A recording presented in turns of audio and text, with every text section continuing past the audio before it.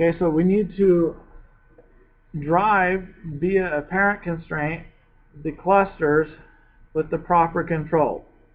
So the bottom cluster should be driven by the hips control. So I select the hip control, shift select the cluster, and I go to constrain, parent constrain. We'll make sure maintain offset is checked. And we want to constrain it in all translates and all rotates. Okay, we'll click apply.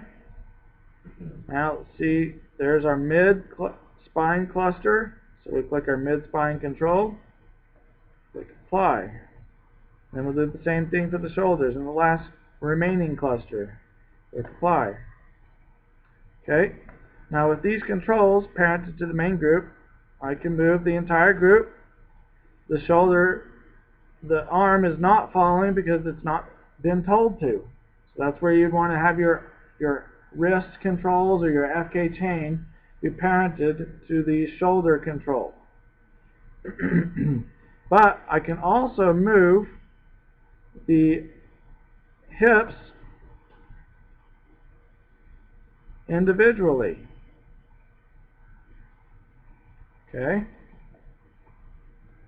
Or I can move the shoulders individually. Or I can move the mid-spine individually. Now there's one thing I do typically like to do is we want to make sure that we can move the spine and have everything follow in the spine, and anything parented to anything that is the spine should also follow. So like the legs or the hand controls or the head control should follow also, if they are parented to it.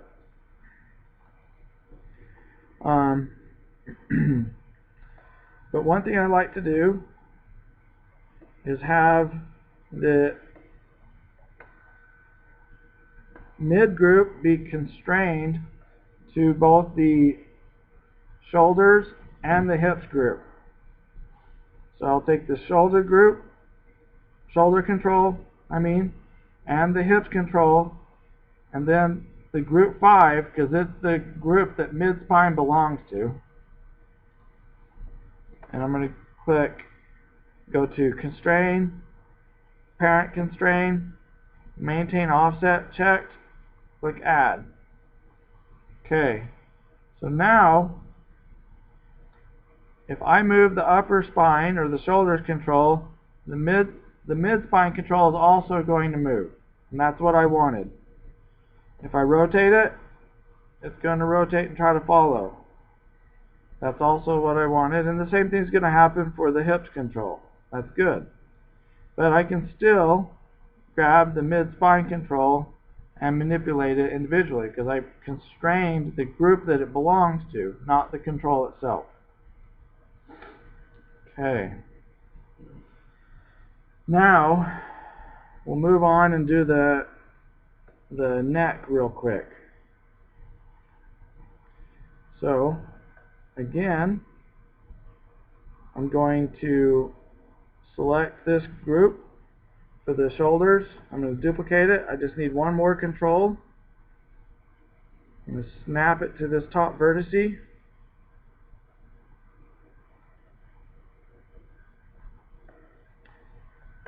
I'm going to relabel it to head control.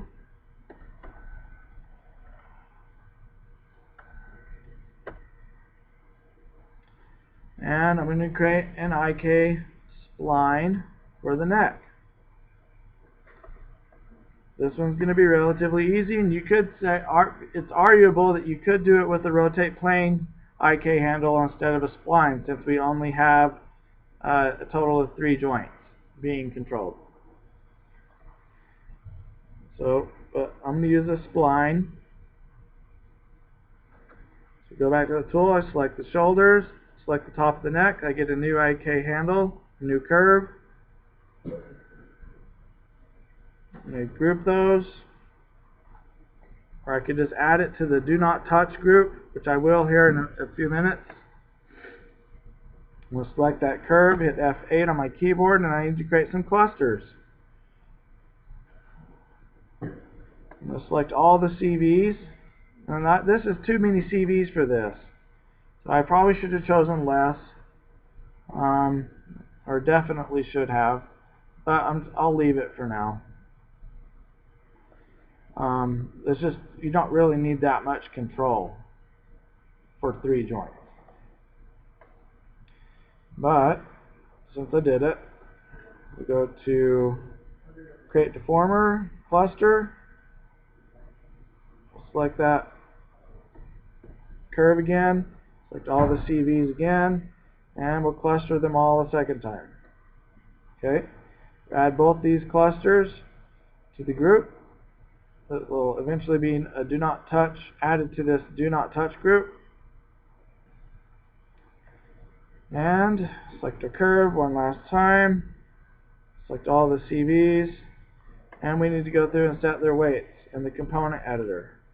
So in weighted deformers, the CV0 is going to be the bottom CV, where CV5 is the top one. So I'm going to set the cluster 5 is the cluster I will end up having control of the top. So I'm just kind of mirroring it. So I have 3 in the middle that need to blend. So I'll set 0.5, 0.5 for the center CV, and then the top one will be 0.75 and 0.25 for the top cluster. So that bottom, that third CV. Okay, and then 0.25 and 0.75 for a total of 1 on all of these.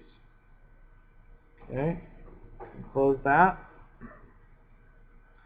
Now I have this control, and I just need to tell the control to drive that particular cluster, the appropriate cluster.